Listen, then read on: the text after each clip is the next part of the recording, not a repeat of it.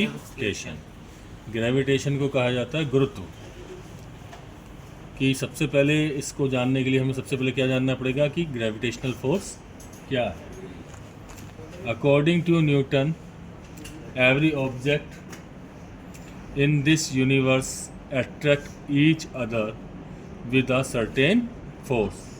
That force is called gravitational force.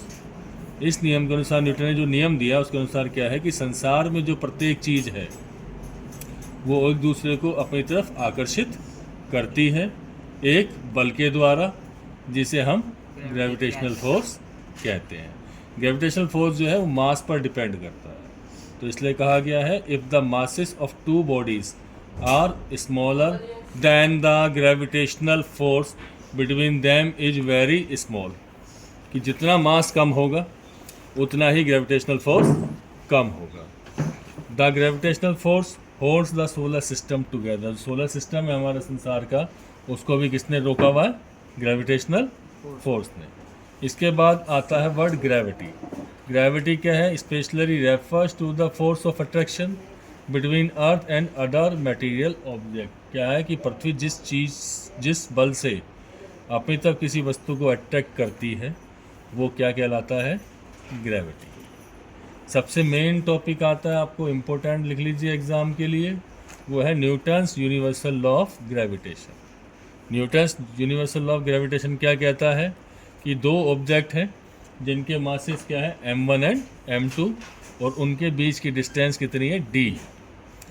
तो मैंने लिखा if masses of two objects be m1 and m2 and the distance between them d। According to this law, जो बीच का जो force इनके दो ऑब्जेक्ट के बीच में फोर्स जो काम करता है वो डायरेक्टली प्रोपोर्शनल होता है मासेस ऑफ टू ऑब्जेक्ट्स के प्रोडक्ट के, और इन्वर्सली प्रोपोर्शनल होता है बीच की डिस्टेंस के स्क्वायर के। यदि हम दोनों इक्वेशंस को मिलाएं तो इक्वेशन फर्स्ट एंड सेकंड कहेगा F directly proportional m1 m2 upon d square. जब भी आप प्रोपोर्शनल साइन हटाएंगे तो उसके लिए एक वर्ड यूज़ किया जाता है g, जो कि कहलाता है ग्रेविटेशनल कांस्टेंट।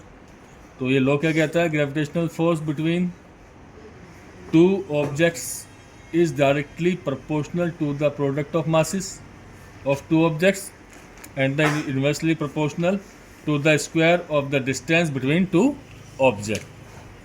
जो ग्रेविटेशनल आया, वैल्यू ऑफ जी कितना?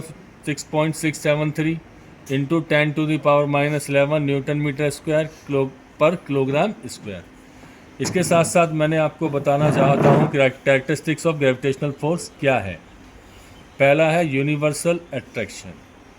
It acts between all objects with mass. ये सब ऑब्जेक्ट्स के साथ, पूरे वर्ल्ड में मास के साथ एक्ट्स करता है। लाइन ऑफ एक्शन क्या है? It acts along the line joining the centre of the masses. Third है Newton's third law, the force is equal and opposite on both objects. तो इस कारण से क्या है न्यूटन्स का थर्ड लॉ? क्या? Every object has an opposite reaction. तो इसमें दो ऑब्जेक्ट्स के बीच में काम कर रहा है, तो इसलिए इसमें न्यूटन थर्ड लॉ भी काम करता है। चौथा डिपेंडेंस ऑन मासेस। जो आपका ग्रेविटेशनल फोर्स है वो मासेस पे डिपेंड करता है। मैंने पहले भी लिखाया था आपको कि small masses has small gravitational force. तो the force increase with greater masses. जितना मास बड़ा होगा ग्रेविटेशनल फोर्स भी उतना बड़ा होगा। अगला है long range. It has effect over long distance. Clear?